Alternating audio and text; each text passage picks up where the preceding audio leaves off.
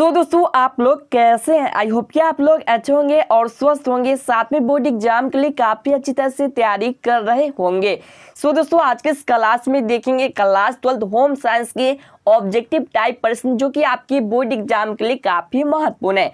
दोस्तों आप लोग भी बोर्ड एग्जाम के लिए तैयारी कर रहे हैं तो वीडियो को शुरू से लेकर लास्ट तक बने रहे, क्योंकि यह वीडियो आपके लिए यूजफुल होने वाला, इस लास्ट तक बने रहे। नमस्कार दोस्तों, मेरा नाम सोनू, आप देख रहे हैं एजुकेशन भाई गुप्ता जो चैनल पे नए जाओ सब्सक्राइब कर ले, साथ में बेल आइकन उसको भी दबाए के लाओ के लिए लेटेस्ट वीडियो आपको मिलता रहे सबसे पहले।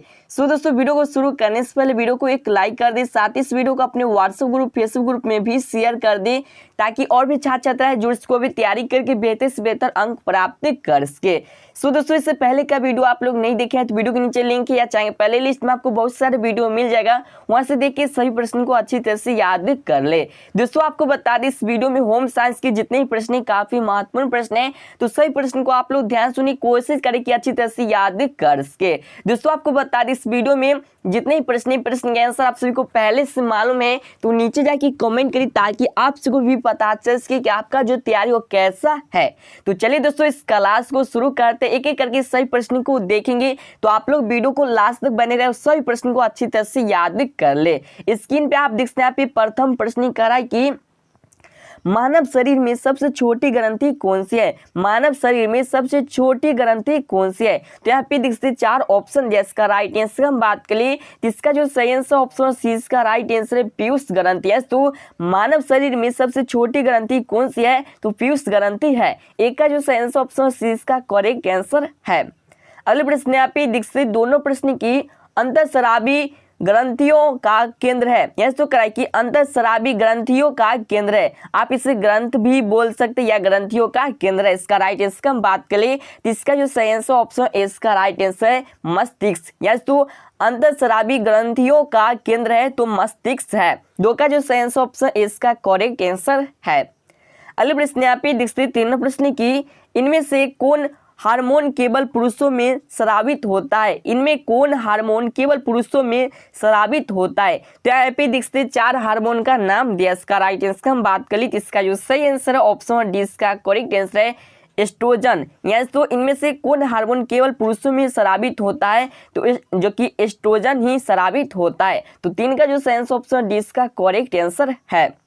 अगले प्रश्न यहाँ पे देखते चार प्रश्न की अदीद ग्रंथि कहा जाता है। तो क्या कि अदीद ग्रंथि कहा जाता है, इसका राइट आंसर हम बात करें तो इसका जो सही आंसर ऑप्शन में क्या हो जाएगा, तो ऑप्शन डी यहाँ पे अधिविसरण को, यानी तो अदीद ग्रंथि कहा जाता है तो अधिविसरण को कहा जाता है। चार का जो सही आंसर ऑप्शन है ए, डी, इसका करेक्ट आंसर है।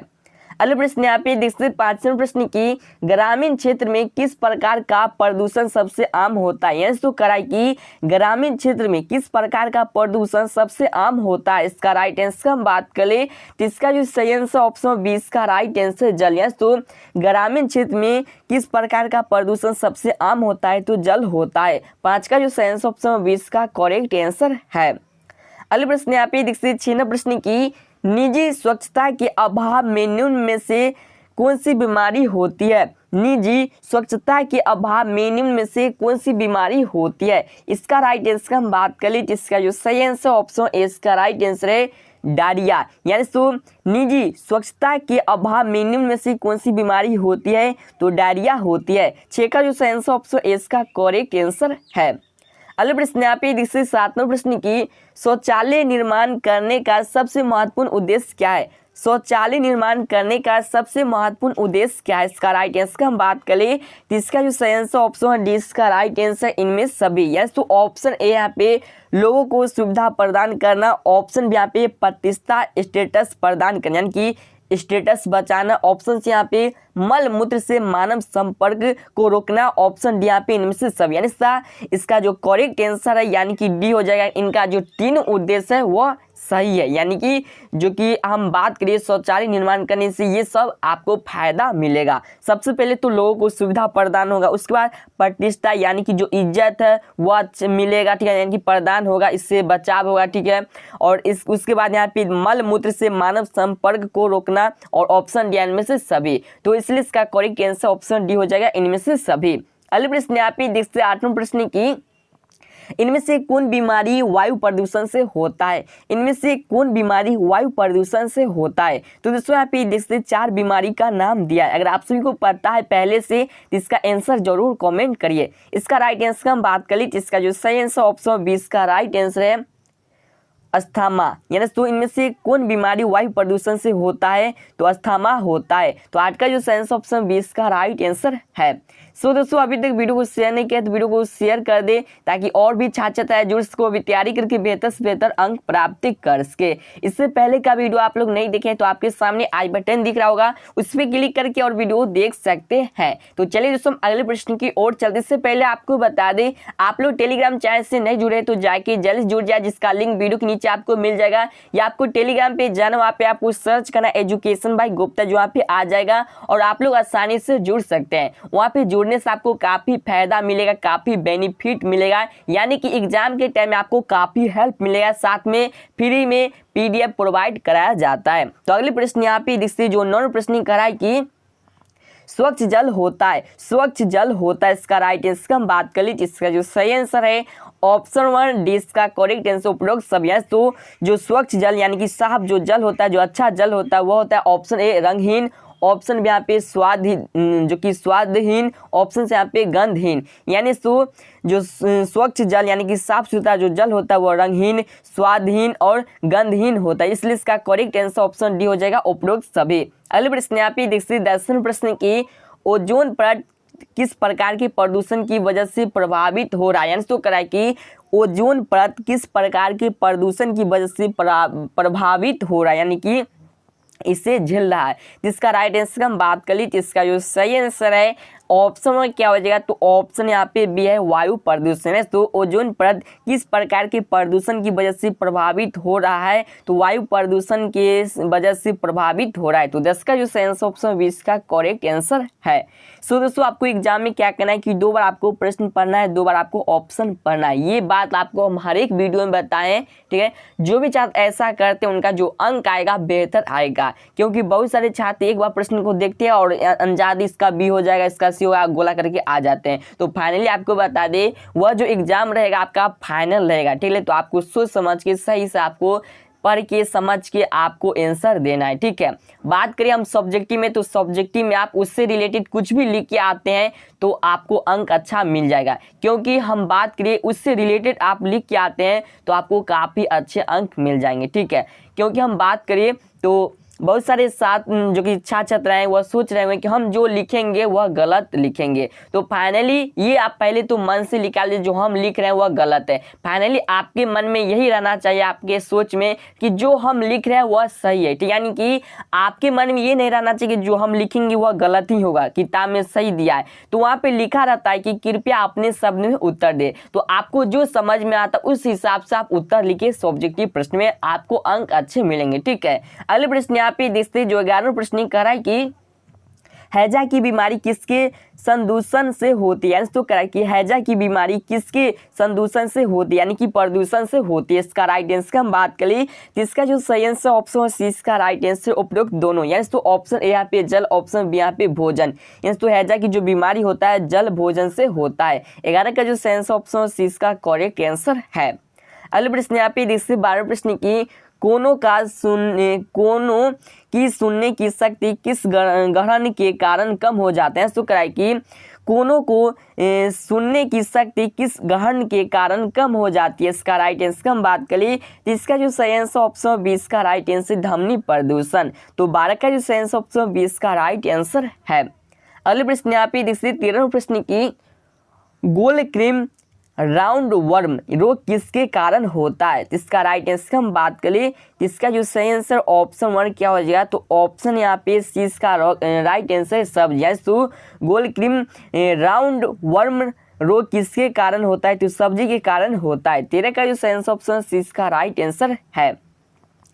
अगले प्रश्न यहाँ पे देखिए 14 प्रश्न की निम्न में से कौन भोजन की पौष्टिक तत्वों से संपन्न बनाने की विधि है। इसका राइट आंसर हम बात कर ली, जिसका जो सही आंसर ऑप्शन डी इसका राइट आंसर इनमें से सभी है। तो ऑप्शन यहाँ पे मिश्रण, ऑप्शन बी यहाँ पे खमीरीकरण, ऑप्शन बी ऑप्शन सी यहाँ पे जो कि अंकुरीकरण। तो दोस्तों ये तीनों विधि सही है, ठीक है, यानी कि पौष्टिक तत्व से बनने की विधि है, इसलिए इसका करेक्ट आंसर ऑप्शन डी इनमें से सभी। अगले प्रश्न यहाँ पे देख सकते हैं जो 15 प्रश्न कराई की हन में से कौन सा ऊर्जा यानी कि ऊर्जा मतलब शक्ति देने वाला तत्व नहीं है। यानी तो कराई कि यहाँ पे होगा कि इनमें से कौन ऊर्जा शक्ति देने वाला तत्व नहीं है। तो इसका राइट आंसर हम बात करें तो इसका जो सही आंसर है ऑप्शन में क्या हो जाए, तो ऑप्शन डी यहाँ पे खनिज लवण।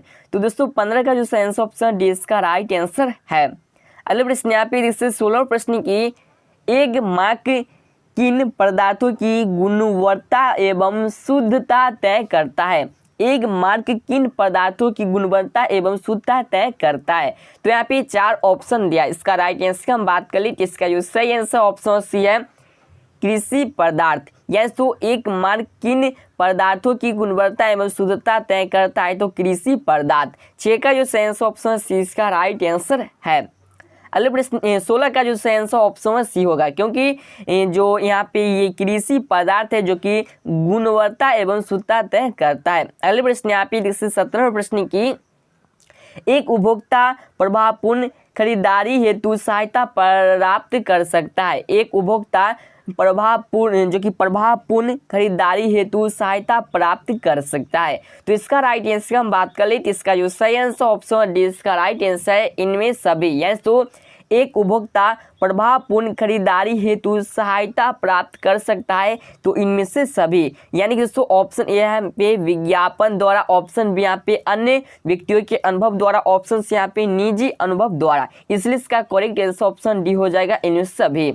अगले प्रश्न यहाँ पे देखते हैं 18 प्रश्न की गर्भावस्था का लक्षण है। गर्भावस्था का लक्षण है, तो दोस्तों इसका राइट आंसर हम बात करें तो इसका जो सही आंसर ऑप्शन डी इसका राइट आंसर इनमें से सभी। यानी तो ऑप्शन यहाँ पे प्रातः काल में जी का जो कि मिचलाना, यानी कि जी जो हुलियाना मतलब मिचलाना ये होता है। ऑप्शन भी यहाँ पे बार बार मूत्र का त्याग होना, ऑप्शन से यहाँ पे माहवारी का बंद होना। तो दोस्तों ये तीनों जो कि गर्भावस्था का लक्षण है, इसलिए इसका करेक्ट आंसर ऑप्शन डी हो जाएगा इनमें से सभी। अगले प्रश्न यहाँ पे 19 प्रश्न की जन्म के समय स्वस्थ नवजात का वजन होता है। तो है कि जन्म के समय स्वस्थ जो नवजात यानी कि जो शिशु यानी कि जो बच्चा होता है उसका वजन कितना होता है। इसका राइट आंसर हम बात कर ले तो इसका जो सही आंसर ऑप्शन सी इसका राइट आंसर है जो कि 4 से 4.5 किलो, यानी तो 4 किलो 4.5 किलो इतना ही जो कि वजन होता है। बहुत सारे ऐसे भी बच्चे होते हैं जिसका वजन 3 किलो और 2.5 किलो इतना ही होता है, ठीक है। तो वह बच्चे के ऊपर है, ठीक है। तो इसका जो सेंस ऑप्शन सी इसका राइट आंसर है। अगले प्रश्न यहाँ पे देखिए जो 20 प्रश्न की नवजात शिशु को 48 घंटे के अंदर कौन सा टीका लगाया जाता है। तो नवजात शिशु को 48 घंटे के अंदर कौन सा टीका लगाया जाता है, यानी कि कौन सा वैक्सीन दिया जाता है। इसका राइट आंसर हम बात करें तो इसका जो सही आंसर ऑप्शन इसका राइट आंसर है DPT। यानी तो नवजात शिशु को 48 घंटे के अंदर कौन सा टीका लगाया जाता है, तो DPT जो टीका है वह दिया जाता है। तो 20 का जो सही आंसर ऑप्शन इसका करेक्ट आंसर है। अगले प्रश्न यहाँ पे 21 प्रश्न की माँ के स्तन से निकलने वाला पहला दूध क्या कहलाता है। यह तो क्या कि माँ के जो स्तन से निकलने वाला पहला दूध क्या कहलाता है। इसका राइट आंसर हम बात कर ली तो इसका जो सही आंसर ऑप्शन डी इसका राइट आंसर है कोलोस्टम। यानी तो माँ के स्तन से निकलने वाला पहला दूध क्या कहलाता है, तो कोलोस्टम कहलाता है। 21 का जो सही आंसर ऑप्शन डी इसका राइट आंसर है। सो दोस्तों अभी तक इस वीडियो को लाइक नहीं किया तो वीडियो को एक लाइक कर दे, साथ ही इस वीडियो को अपने व्हाट्सएप ग्रुप फेसबुक ग्रुप में भी शेयर कर दे, ताकि जो भी छात्र छात्राएं होम साइंस चुने हैं तो वो भी तैयारी करके बेहतर से बेहतर अंक प्राप्त कर सके। सो दोस्तों इससे पहले का वीडियो आप लोग नहीं देखें तो आर्ट्स के जितने भी सब्जेक्ट है सभी सब्जेक्ट का आपको वीडियो नीचे मिल जाएगा या आपको चाहेंगे पहले लिस्ट में मिल जाएगा, तो वहाँ से देखिए सभी प्रश्न को अच्छी तरह से याद कर ले। सो दोस्तों आप लोग चैनल पर चैनल को सब्सक्राइब कर ले, साथ में बेल आइकन उसको भी दबा के अलाउ कर ली, लेटेस्ट वीडियो आपको मिलता रहे सबसे पहले। तो चलिए दोस्तों अगले प्रश्न की ओर चलते से पहले आपको बता दें आप लोग अभी तक टेलीग्राम चैनल से नहीं जुड़े हैं तो नीचे वीडियो के नीचे लिंक दिया वहां से आप जुड़ सकते हैं। तो अगले प्रश्न यहाँ पे देखते जो 22वां प्रश्न कह रहा है कि महिलाओं को प्रोटीन की अधिक आवश्यकता कब होती है? तो क्या है कि जो महिला होती है उसको प्रोटीन की अधिक आवश्यकता कब होती है, यानी कि जरूरत होती है। तो इसका राइट आंसर हम बात करें तो इसका जो सही आंसर ऑप्शन डी इसका राइट आंसर है वृद्धावस्था में। यस, तो हम बात करें महिलाओं को प्रोटीन की अधिक आवश्यकता कब होती है, तो वृद्धावस्था में होती है। तो 22 का जो सही आंसर ऑप्शन है क्या हो जाएगा, तो ऑप्शन डी इसका करेक्ट आंसर है। अगले प्रश्न यहाँ पे देखिए 23 प्रश्न की निजलीकरण होने पर बच्चों को क्या पिलाया जाता है? निजलीकरण होने पर बच्चों को क्या पिलाया जाता है? इसका राइट आंसर हम बात करें तो इसका जो सही आंसर ऑप्शन इसका राइट आंसर है ORS घोल। यस, तो निजलीकरण होने पर बच्चों को क्या पिलाया जाता है, तो ORS का घोल पिलाया जाता है। तो इसका जो सही आंसर ऑप्शन इसका करेक्ट आंसर है।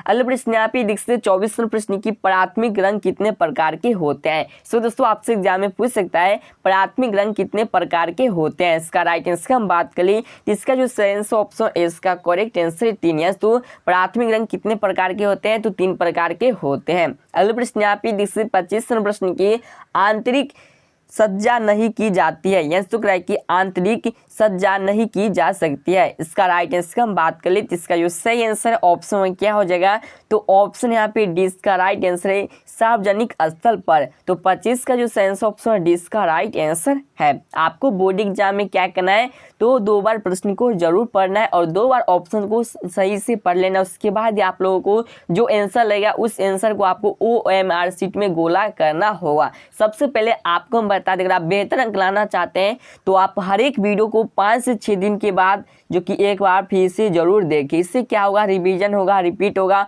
और आपको हर एक प्रश्न अच्छी तरह से याद रहेगा। ठीक है, तो अगले प्रश्न यहाँ पे देखिए 26 प्रश्न की गृह सज्जा के मुख्य साधन कौन कौन से है?